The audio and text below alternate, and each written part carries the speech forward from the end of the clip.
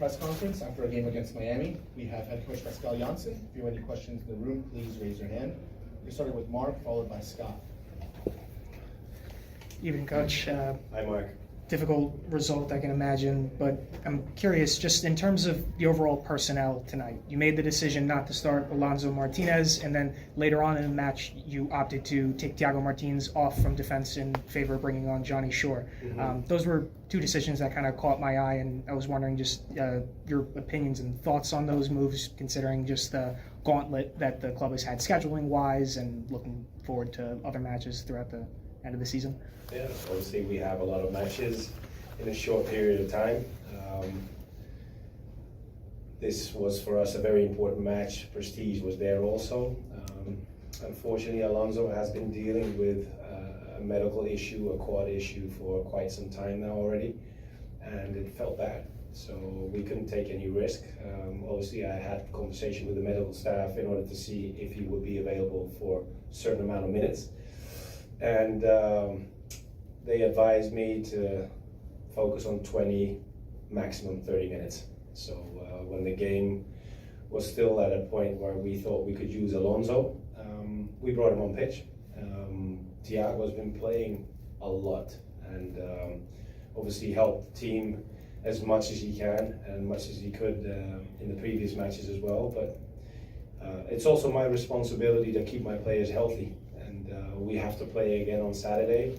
It was a moment in the game close to 15-20 minutes to go, and I wanted to take some more risk in this moment. And Aiden has helped us playing in the central defense position, getting himself into midfield. So the basic idea behind it was to have a little more offensive power in possession, knowing that Thiago has given a lot in the games previous to this game.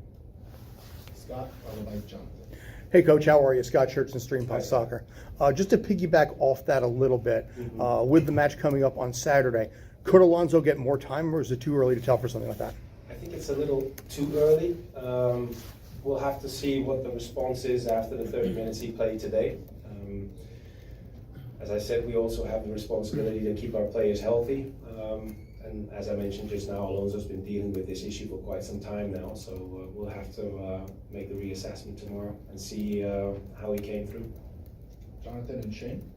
Hey Pascal, Jonathan Mack in New York. Hi, John. Tough result today, obviously, but the last 3 goals came within a 12-minute span. Yeah. Could you kind of talk us through what you think went wrong with your side there, especially after bringing Alonso on? Yeah. Well, obviously Alonso was brought on because what I explained to you guys just now.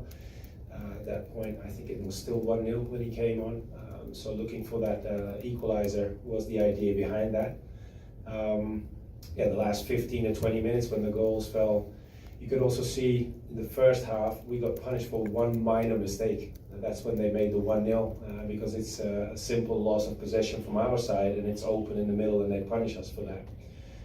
The last 15 minutes we get 2 similar situations going down the middle, unfortunately.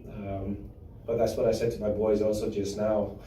When you play against a team like this, the first 45 minutes we played pretty decent. We had 2-3 good moments in the game in order to get ourselves on the scoreboard. But it was determined by one error, and then we go with a 1-0 down into the halftime. And those errors were also part of the second half and punished severely. So that's the quality of Miami also, because in moments of transition, they're so fast and they show good quality and punished us for those moments. Shane, followed by Veronica. Hi Pascal, Shane. Shane from New York. You kind of touched on it there a little bit, but in the first half you caused Miami quite a bit of problems with Nico and Hannes and Augustine, you know, in behind. Yeah. Obviously culminating with that chance for Nico in the middle of the half. You seem to struggle to find that space in the second half. What did Miami change, or what made it so difficult for you guys to need that? It's not necessarily what Miami did, it was what we did in possession. Our intensity on the ball was lower in the second half than in the first half. So we had a couple of moments in the second half where we found either one of the 4 midfield players, because Nico was dropping down in a pocket as well, and we could maintain possession and speed up.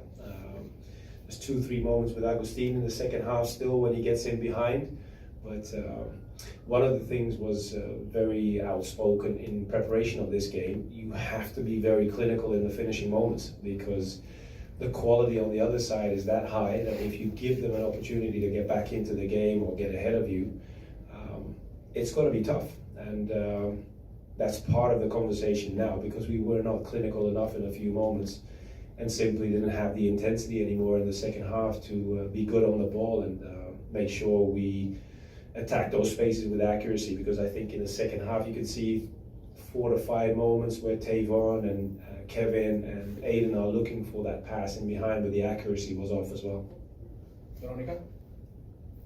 Coach, I know it's still 2027, a long time to come, but when you come here and you see the progress of the new stadium, you're going to have your own stadium. How nice is that for you? That's a nice question, considering the night today. We had a chat about that before the match already, because I came off the highway and I hadn't been here for a while, and then you could see some more of the stadium, and like I'm smiling now, it made me smile in my car, so I'm very excited to see this whole process going into a full stadium and be a part of that project. Javier? Hey coach, Hi, your City Javier. boys. Disappointing loss. Does it sting a little more just? Does it sting a little more just because of the crowd size? This is one of the biggest crowd size we had in New York. And what did you tell the guys after the game? A loss is always disappointing. If you play for 100 people or 40,000, it doesn't matter. It always hurts, especially considering the last 15 minutes where the accuracy on our side was getting worse.